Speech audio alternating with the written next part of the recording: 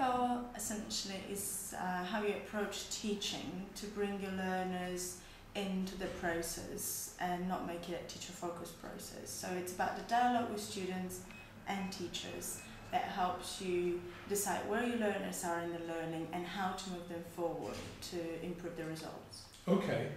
In practical terms, what does that mean? How do you signal progress? How do you assess progress? Mm-hmm. There are so many different techniques that are child-friendly and meaningful to children, accessible in terms of language and graphical representation that help them understand how to reflect on the learning and how to set goals and targets for future learning. So it's all about bringing students into that process of setting targets and working towards them. Give me an example of one way that might be achieved. Mm-hmm. A good example would be success criteria, for example. When you're setting up a task in which you'd like your students to do a certain type of activity, you can elicit from them the ingredients that would make it a successful activity and what needs to be involved in the activity to make sure that they're working on the skills that you want them to develop. And then they could, towards the end of their activity, for example, a piece of writing, they could reflect on how they've done and compare their success criteria and then think about next steps for the next time. Well, you could just tell us a little bit about this summative, formative assessment and the issues around that. Right. So often when we think, if we're not assessment specialists, we think assessment equals tests. Well, tests are just one type of assessment, and they essentially look at this. They look at learning summatively, so they look at what has been learned to date up until now. So they look back and they try to evaluate how much of what should have been learned has been learned. And in this way we get our percentages and passes and fails, etc. Whereas formative assessment, so assessment for learning and not of learning, is assessment that looks forward, looks to the future and looks at the state of knowledge that we have, the skills we have at the moment, and what else needs to be taught. So a very simple and super simplified example would be if we want our students to be able to count to 10, and we check in the lesson that they already know how to count to 6. The best way and the quickest way to get them to achieve that goal, being able to count to 10, would be to teach them 7, 8, 9, 10, rather than start from the beginning and go through their whole 10. This is obviously very, very simplified. This is, just to give an idea.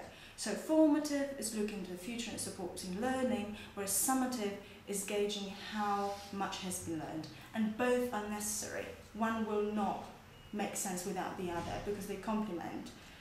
But there's a lot of evidence that formative assessment leads to better results in summative. In the UK started in 1998, so it's fairly new. In the state schools, assessment reform group that work extensively on assessment and how schools assess and how schools improve achievement, recommended assessment of learning to be used to improve the work of a school and achievement among the students in schools. That all started with science and maths in secondary schooling, moved to primary, moved to languages, and the research in ELT, so English learning, English as a foreign language learning, is still fairly new, but the initial results that we're getting and the expertise, like for example Professor Janet Ennever, who's involved with us in measuring the impact it has on our learners, shows that it does not only improve achievement but also helps to communicate sense of progression and to parents and students. How much of a challenge is this for teachers? As every new thing, it initially requires training or requires the buy-in from teachers, so it's essential that initially teachers put in some extra work, but in long term it cuts down on their workload because it's been also commented by teachers here that it makes classroom management much easier and giving instructions much easier and helps to kind of maximize the learning time. It is cutting edge, and with that in mind we sometimes wonder, okay, so are our customers going to pay more for that, for example, because we're using that, other schools aren't using that? Asking that question the other way around, are our customers going to carry on paying the double price or maybe even more in those mature markets that we work here in Europe if we don't introduce it? And if we're not introducing the cutting edge methodology, we're not staying on the top of